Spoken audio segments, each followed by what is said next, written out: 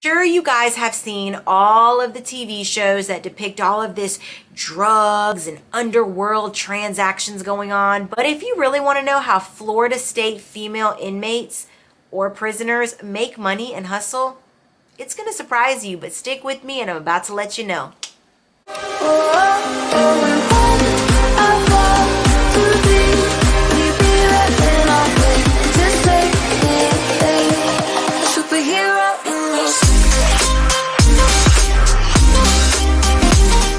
Hey everybody, welcome back to my channel. I'm so happy to have you guys back with me today. If you are returning, thank you from the bottom of my heart. You guys already know I appreciate you more than anything.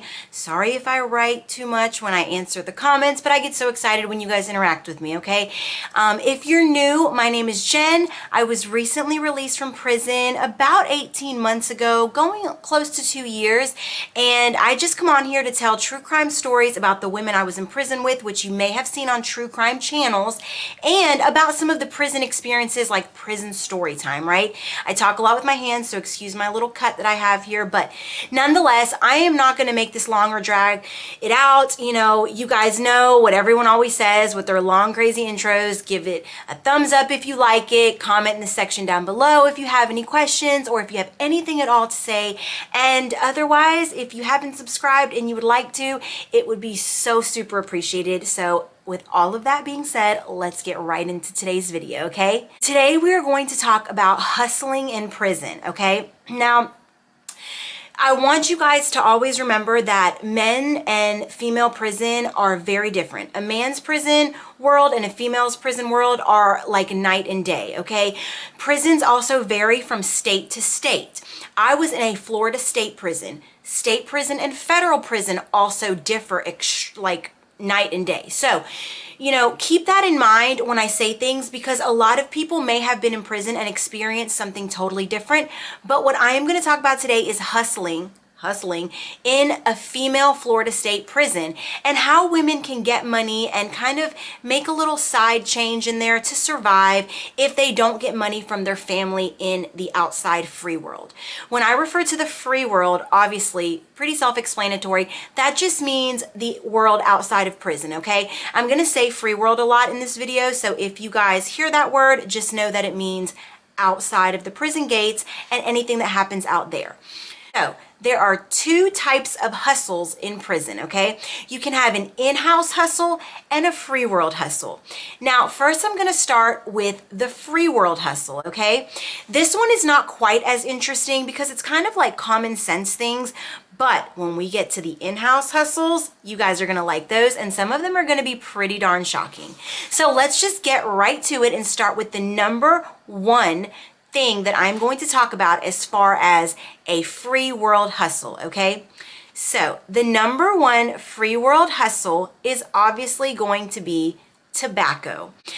Tobacco was at one point in time allowed in prison, okay? In Florida state prisons, you could smoke, you could buy cigarettes and free rolling tobacco off of the canteen.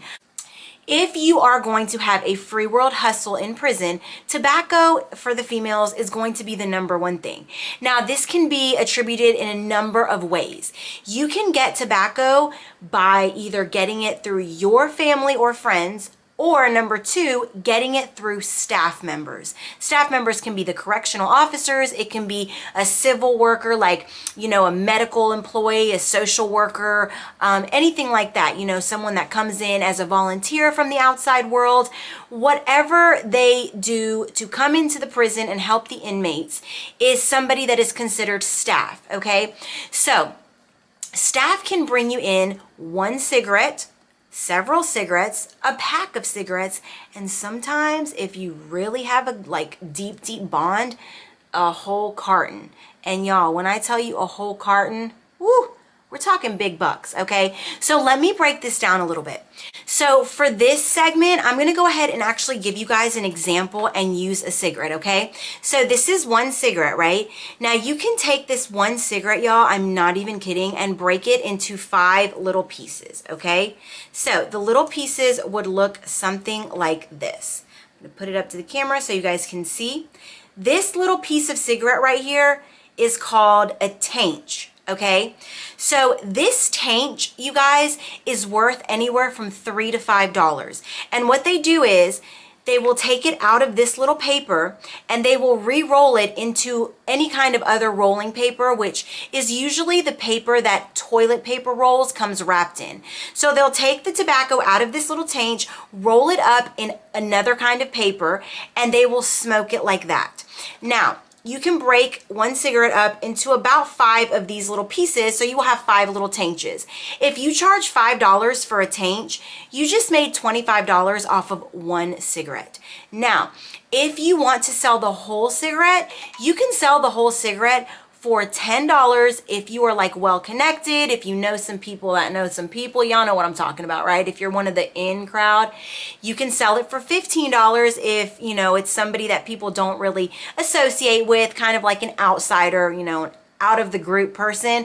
And if it's a drought, you guys, I kid you not, a cigarette can go for $20.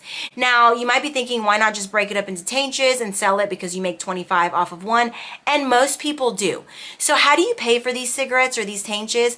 You pay with canteen. Everything that is negotiated or bartered in prison is all paid for with canteen items. Food from the canteen or hygiene from the canteen. The canteen is the prison grocery store, let's say. It's where you get all of your snacks, shampoo, conditioner, soap, things like that, okay?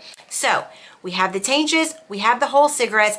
Now, if you want to sell a pack, because in prison, the higher you go up in quantity, the cheaper things get. You can actually sell a pack for $100. So yes, y'all, this world is big money. It's big money for the inmates and big money for the staff members or the family members bringing it in.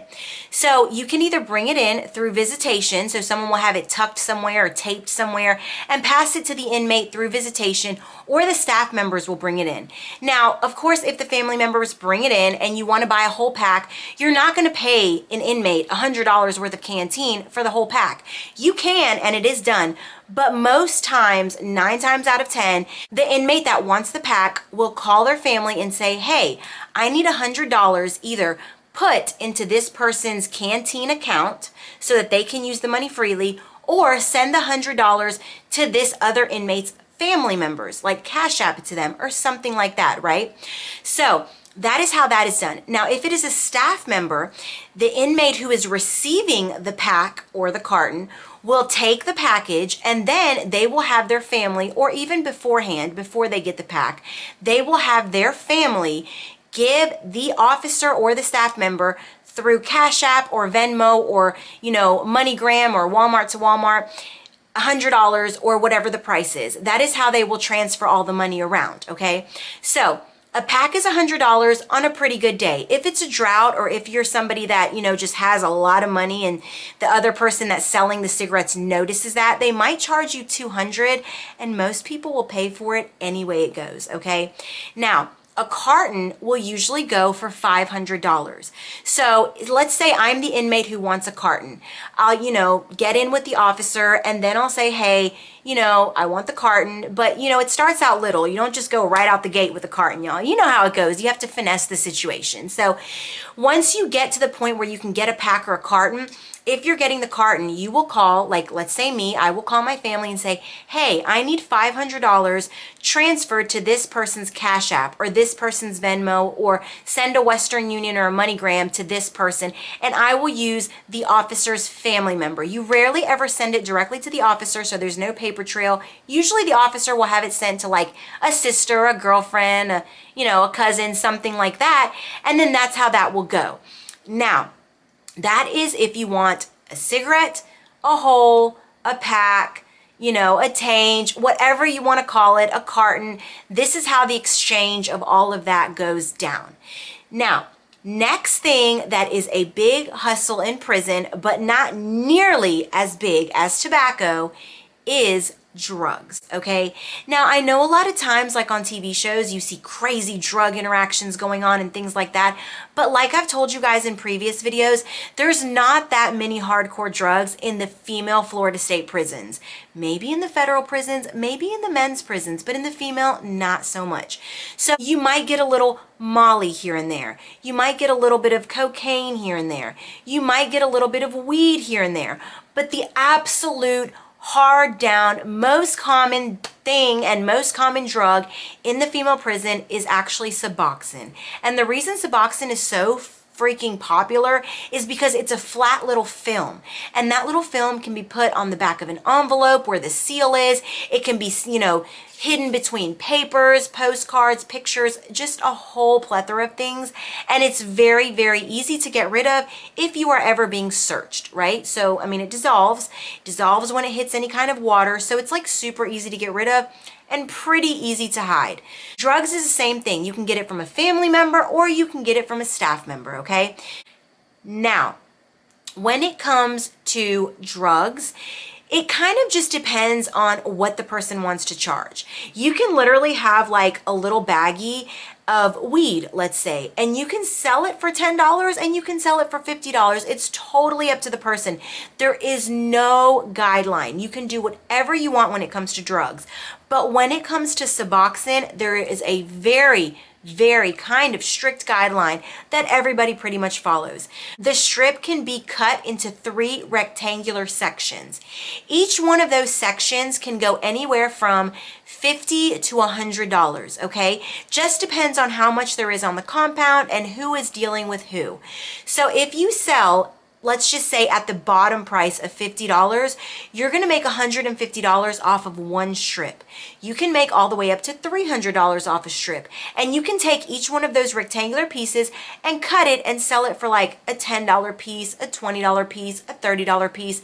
And again, it really just depends on who's cutting it and how much they wanna give you and how stingy they wanna be and so on and so forth, okay? But that is pretty much how lucrative Suboxone can be, and just pretty much drugs in general, because a little goes a long way. Everybody in there's been sober for a long time. There's a lot of recovering drug addicts, and unfortunately, y'all, and I like don't want to condone this or glorify it or make it sound good, because it's not. Drugs ruin lives, and I watched it every single day. But if you have a little bit of drugs in prison, you can become very, very wealthy off of that, because people really crave that and want it. So, you know, as sad as it is, I'm giving you guys the reality of it, and that is the truth. So, moving right along to the next free world hustle. The next free world hustle is going to be probably a little shocking to you guys, but if you really think about how females act and how we want to feel feminine and girly, it might not be that shocking. But nonetheless, it is makeup, you guys, okay? If you can manage to get a chapstick from a family member or a staff member, or a lip gloss, or an eyeshadow palette, or even a little powder for your face, you can sell that, I am not even kidding you, for at least $20 minimum. So you have those little $1 chapsticks, right? Just a plain little chapstick. You can sell that for base bottom price $20. If not $20, it can go up to $30, $40, and $50, you guys. Same thing with lip glosses, eyeshadows, and any kind of other cosmetic. Makeup is a big deal in the female prison. We do get makeup on the canteen, but it's very minimal. It's like one eyeshadow palette with 3 little brown colors. There's no powder, and the only other thing they have is eyeliner and mascara. So they do have some lipsticks, but they're like very outdated. They're like 1985, you know, Cyndi Lauper glitter kind of lipstick, and nobody really wears that. So makeup is a huge deal and can be very, very lucrative. Okay, guys, so another hustle in the female Florida State Prison that is pretty darn lucrative, but not as lucrative as tobacco, drugs, or makeup, is jewelry, okay? Now, you are allowed by Chapter 33, which is the prison policy from the state. It's the rules, right? You can have one wedding band, one like any kind of charm or medallion that represents your religious affiliation. So when you get to prison, they ask you right when you get there, what is your religion? And if you say, let's say Catholic, right? But then you are walking around with a Star of David, they might stop you and confiscate it because they know that you're not Jewish, right? So you can have some kind of necklace that represents your religious affiliation, but it can only be a certain size, and it can only be $50 for the chain and $50 for the charm. So really, you can't have something that's too flashy. But if you are sneaking it in by way of contraband instead of getting it mailed in, through the prison system and documented, you can have a $2,000 chain walking around and hey, that's what it is, right? So you can, again, of course, get your chain through your family member and then go sell it on the compound, and whoever buys it can put the money in your canteen account, or they can put it in one of your family members' Cash Apps or Venmos, or you can get it from staff and do the same exact thing. You can get the chain, you can get a wedding band, you can get a gold set of gold balls, because you can have gold balls. You can't have hoops or anything like that, but you can have solid little gold balls. You can also have a watch, but watches are sold on the canteen. So unless you came to prison with a watch that was under $50 and is not like a smartwatch or anything like that, you can't have those. You can also get a watch. Watches are a big deal, y'all. A lot of G-Shocks walking around. I know those are probably old school, but when you're in prison, you don't know what's popular out here and what's not, so you just take whatever's cute, right? Guys, I kid you not, you can sell watches for like $100, $200, and these watches might be Walmart watches that cost your family $10 or $15. So it's a way that people support their kids and their loved ones outside when they really don't have a means to support them on the inside, because in a Florida State prison, there are no paying jobs unless you work for an outside company, something that is like an Pride. Pride makes clothing and garments for certain kind of departments like the fire department or the police department. And if you are housed on a prison compound that has a warehouse or a factory that makes those kind of items, you can work for them. But usually, y'all, the waiting list is forever, ever long to get into those jobs, because they're the only paying jobs. Now, if you are lucky enough to get one of those jobs, it's really sad, but it's like slave labor. I mean, they pay between 7 to 25 cents an hour. And the 25 cents is once you have been there for a very long time and you are high up there in the rank.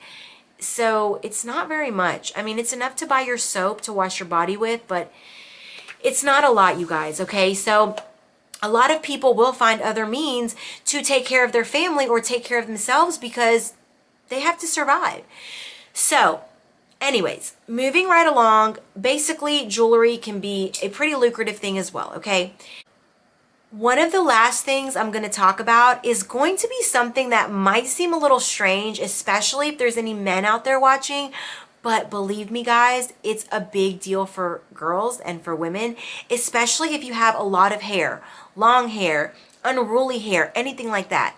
They only sell these tiny little ponytail holders on the canteen, and they are so garbage.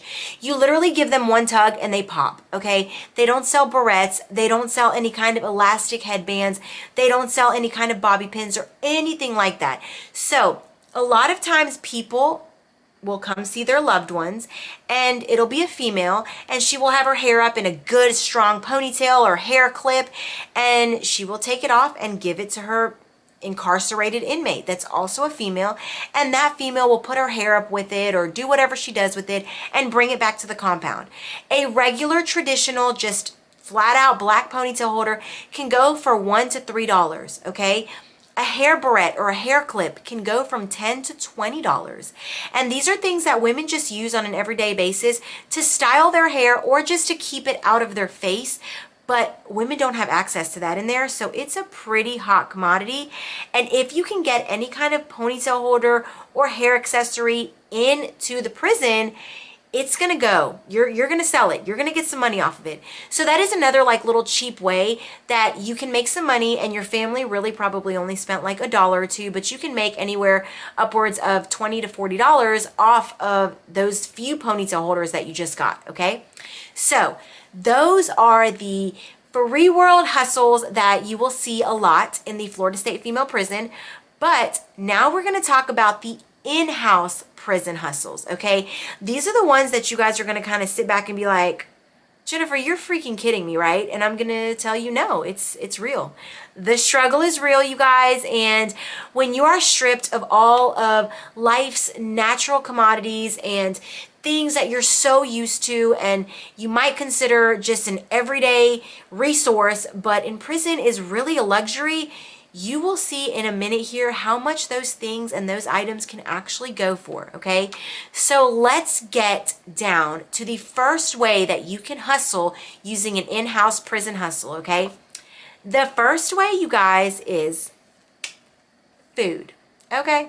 I said it, food. And when I say food, I don't mean free world food. I don't mean food that an officer brought in from Firehouse or a pizza place or Chinese food and gives to an inmate to get a little nibble off of. No, that's not what I mean. I mean food that you use every day in your kitchen. Tomatoes, onions, broccoli, salt and pepper, any other kind of seasoning, any kind of dressing, any kind of cooking like batter, flour, like anything of that sort that they use in the kitchen that cooks for the entire female prison.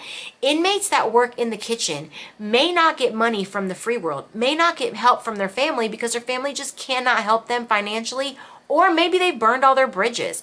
So they will get a job in a place like the kitchen, and they will steal food, and then they will go back to the dorm and sell it, okay?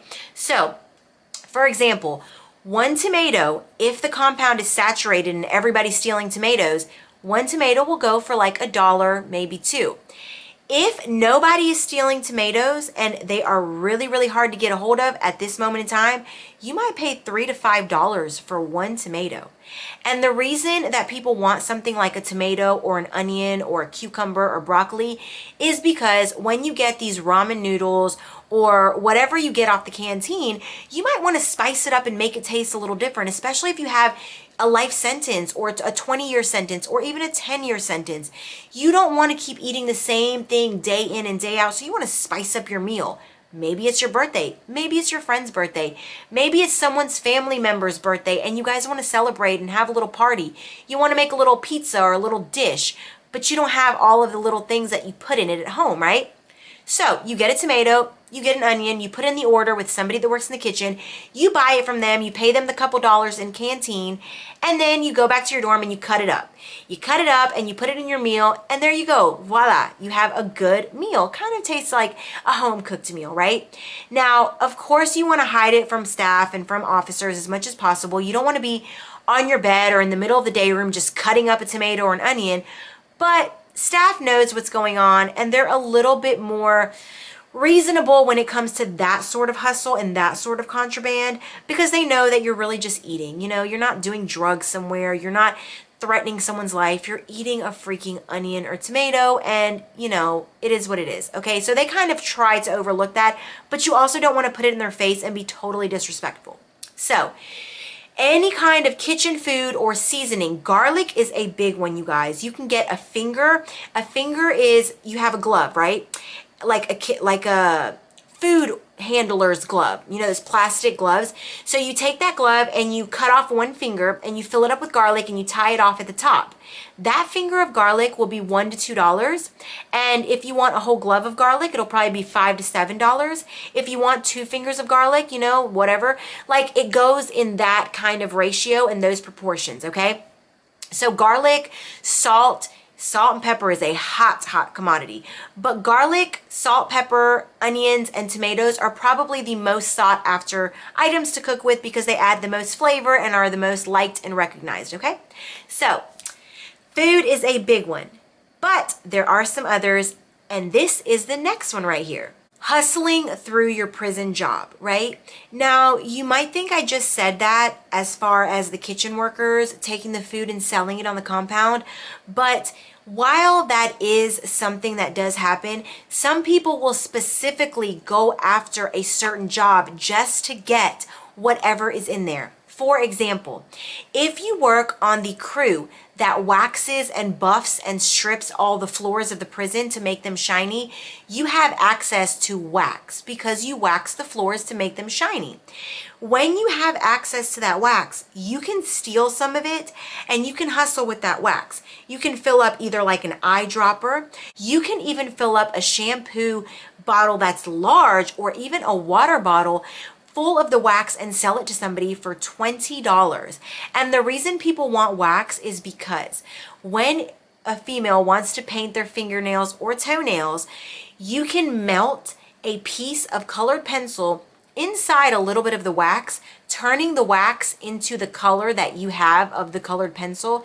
And then you can take a little brush and paint your nails with that colored wax. And now the toe or the fingernail will be shiny and it will be colored. So wax is like a really sought after item also, because it's something you can use to paint your toes and look really cute and feel feminine, and not so much like you're just in prison stripped of anything that makes you feel like a female, right?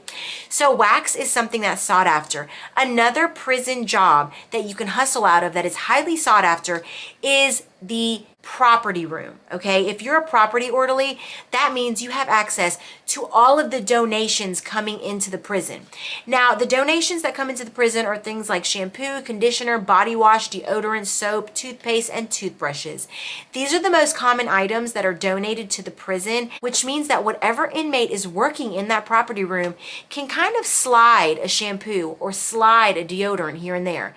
And let me tell y'all, babies, that stuff right there is probably the most top dollar item. So if you want some good hygiene, a good deodorant, a good body wash, something like that, which they don't sell on the canteen, they sell pretty crappy standard VO5 shampoo and conditioner and just a straight up generic deodorant. There's no body wash, so body wash is highly sought after. You can get that from a property orderly who works in the property room, who will then steal it and sell it to you. A shampoo and a conditioner each will go for between $20 to $40, depending on the size and the name and the smell. And a body wash will usually go for about $30, okay? So definitely top dollar items, and definitely a hustle that somebody might want to get into if they are not getting money from their friends or family or whomever out there in the free world, right? So next hustle, as far as in-house hustling, is labor. Okay, you could sell your labor services to other inmates. And when I say labor, I mean this. If you are someone who washes your clothes on a regular basis, there's no washing machines for inmates to use. Yes, you can put all of your dirty laundry every single night into a bag. It's like a mesh bag that has holes all throughout it. You can tie it off at the top. Your clothes are in a compact little ball, and it gets thrown into a ginormous washing machine with every other inmate in your dorm's dirty laundry. Now, I don't know about y'all, but I feel some type of way. I feel icky and weird and gross when I know that the girl sleeping next to me who may be on her menstrual cycle, or the girl who sleeps down the row who I see picking her boogers and wiping them on her shirt every night, she just put all of her stuff into that buggy, and next day all of my clothes that I own are going to be swishing around in that same water with both of those chicks' items. No ma'am, no sir, no thank you, okay? No, that icks me out. I mean, y'all tell me if I'm wrong. Does that ick y'all out? Because it icks me the hell out. I'm not doing it. So if you don't want to send your clothes out to the laundry for every inmate, and mind y'all, side note here, inmates that run that laundry room, they don't care about being in the laundry room. They literally run those laundry room machines for a total of like 3 to 6 minutes, and that's how long the cycles are. Now, if my clothes are swishing around in that dirty water with those two girls for 3 to 6 minutes, they're not clean. And when I tell y'all, those bags come back with your clothes in a little ball in the same exact shape that they went out in, baby, your stuff is not clean. I hate to burst your bubble. So most women, if you have pretty good hygiene, will take it upon themselves to wash their own clothes. You can wash your own clothes in the shower while you're in there. Just take them off and put soap on them and good old school scrubbing. Shake them out, wring them out, and then hang them to dry on your bed or under a fan somewhere in the dorm. And if you don't want to do it in the shower, you can go to a sink or use a bucket, just like really probably back in the whatever century, like they used to do that. Yeah, that's what you do, guys. The only thing we're missing is like the washboard, right? Anyways, so if you are somebody that washes your clothes, but maybe you don't have time that night, maybe it's been a long day and you need to get on the phone with your family and you just don't have time to wash your clothes, or maybe you're prissy and you just don't want to do it, but you have money, you can pay somebody usually about $1 per article of clothing. So if you have a top, it's $1. If you have an entire uniform set, you might get a deal for $1.50. Some people pay a flat rate and say, hey, wash my clothes for the entire week, everything I have, and I'll give you $10 a week. That happens as well. So long story short, if you don't want to wash your clothes, but you don't want to send them out to the general population washing room, you can have an individual in your dorm wash, dry your clothes, give them back to you folded up when everything is dry and clean and neat, and they will give that all back to you and you will pay them for their services. And that is a way that you can hustle inside of your dorm without stealing anything and without doing anything really wrong, okay? So that's a really good hustle. Now, if you don't want to wash clothes, every night in the dorm, it goes in bunk order. It is that bunk number, every assigned bunk has a night when they are told that they have to clean the bathroom at the end of the night, okay? If it is your night to clean the bathroom and you don't want to do it, you can pay somebody in the dorm $1 to clean the bathroom for you. They don't care who cleans it. It just has to be cleaned when it is your night because it is your responsibility to clean the bathroom that night. And like I said, if you have money and you don't want to do it, pay somebody $1. They'll do it for you. Good, done. They made out, you made out, hustle gone down, and you're good to go, okay? So that is another way to hustle using your own physical labor, okay? Another prison in-house hustle is a skill. Now, when I say a skill, I mean anything you can do, obviously self-explanatory, that everybody else can't. So a lot of those like cards that you'll see people receive, like loved ones receive out here, and your family member sent them to you, and the drawing has a beautiful picture on the front, or a little teddy bear for your child, or a rose if you're in love. He's in love and is sending it to their significant other. A lot of that is drawn by an inmate who is very skilled and talented at drawing.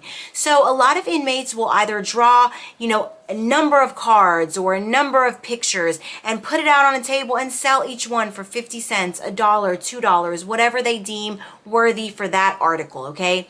You can also use other skills like tattooing, okay?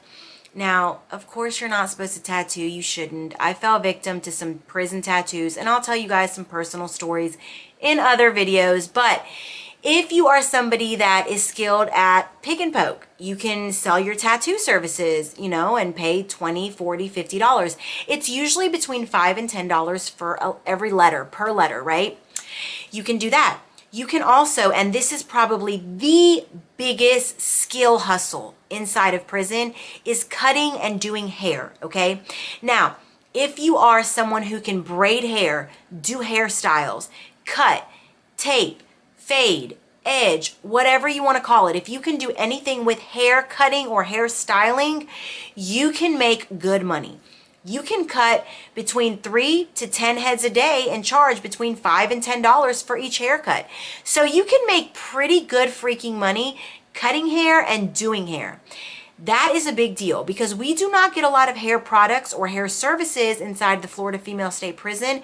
So if you can manage to get into that bracket, you will come out, you'll come out on top, baby. You can make a lot from doing and cutting and styling hair. It is serious business, okay? So that is another skill that you can use to hustle. Last hustle that I'm going to talk about as far as in-house prison hustles go is basically something that a lot of people don't choose to do, but some of those people that still have that little fast life streak in them really just have fun doing, okay? Now, say you're somebody who either A, gets money, or B, doesn't, but you've done something else to acquire some canteen items, okay? You can take those canteen items, go to a table where people are gambling, and you can get in on a card game and gamble and try to, double your canteen items or triple your canteen items.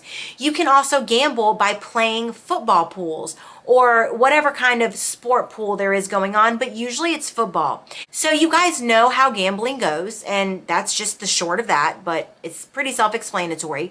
You can also get into a football pool or something like that. Football pools are every single year. You basically circle your picks for every game. You buy a ticket, and if you want a different ticket because you want to pick a different, winner for that game or something, you can buy as many as you want and you can win a bag. Everybody that enters and gets a ticket must put in at least $1. So one ticket is $1. Whoever wins the football pool at the end that is the person that is going to win the bag, okay? So you can gamble in several different ways, and you can kind of double, triple, whatever, quadruple your money depending on how far you're going with the gambling. And that is another way to in-house hustle, but it's a little more risky because obviously you can lose. And if you don't get much, do you really want to lose the little that you have? Not so much. Most people don't really use that as a means to come up or to stay afloat and survive, but people do gamble a lot, so it was worth noting. Anyways, guys, so yeah, that is the gist of it. This was just a short little video I wanted to put out. This week has been super hectic for me. My son had a lot going on in his school and a project and a school function. It was my first school function that I've attended as, you know, his mom, and I was so proud. So I didn't really get to put the video out that I wanted to, which is completely done, completely researched, and I have it ready to go. It's a true crime on somebody I was in prison with, and it's a pretty crazy story, but I'm going to tell you guys about it. I knew the girl very well, and I'm going to tell you about her and give you the insider deets on her. But nonetheless, I wanted to put something out here for you guys because I know that people often wonder, how the hell do people make money inside of prison? And yes, it's very much common sense that people get drugs and sell things inside of prison, but that is a lot of TV stuff, y'all. It's a lot of dramatized events and things that they put on TV just for entertainment purposes. And while I know a lot of it might go on in the male prison, the female prison is very, very different, okay? Very vastly different. And I wanted you guys to know that a tomato and an onion can really get you the bar of soap you need to wash your booty. And, you know, cutting someone's hair or braiding it. If you braid your daughter's hair at home every day and now all of a sudden you're in prison for God knows what, you could braid somebody else's hair and make a couple dollars to eat a soup that night because the dinner in the chow hall was disgusting. So I really wanted you guys to know, and I also wanted to give you guys a little insider deets on basically the cigarettes, because when I found all of that out, I was blown the hell away. Like, are you kidding me? Like, this little Taint goes for $3 to $5. How many puffs do you even get off that? Like, what? By the way, you get like probably 10 puffs, and people share it. There's like 3 or 4 heads on that one little Taint, okay? So it's crazy, and I just wanted to give you guys a little insider look on how people really make money through in-house hustling or through free world hustling. Anyways, I love you guys. I thank you guys so much. I thank you guys for your support. Next week's video is going to be awesome because it's going to be the true crime story. And I'm also going to do a little bonus video with some other prison story time. And it's going to actually be a personal story time about something that happened to moi. So it should be a little bit interesting, but nonetheless, that is my little sneak peek, and I hope you guys enjoyed it. If you did, please, if you did enjoy it, give it a thumbs up. It helps me out more than you guys know, because every time you give me a thumbs up, it gets pushed out there a little bit more and more people see it, and it just helps me. It's free for you, but it helps me out tremendously. So I would super duper duper appreciate that. And if you haven't subscribed and you enjoy my content, subscribe, and I would love and be so happy to have you here with me every single week. If there's anything you guys want to know about, any ideas, hit me up in the comments below. Let me know. I have already had a couple people give me some great ideas regarding uniforms and lifestyle, and those videos are coming, I promise. I just want to get some things out there that, you know, we're kind of on the list first, okay? So I love y'all. Thank y'all so much, and I will see y'all next week, okay? Talk to y'all later.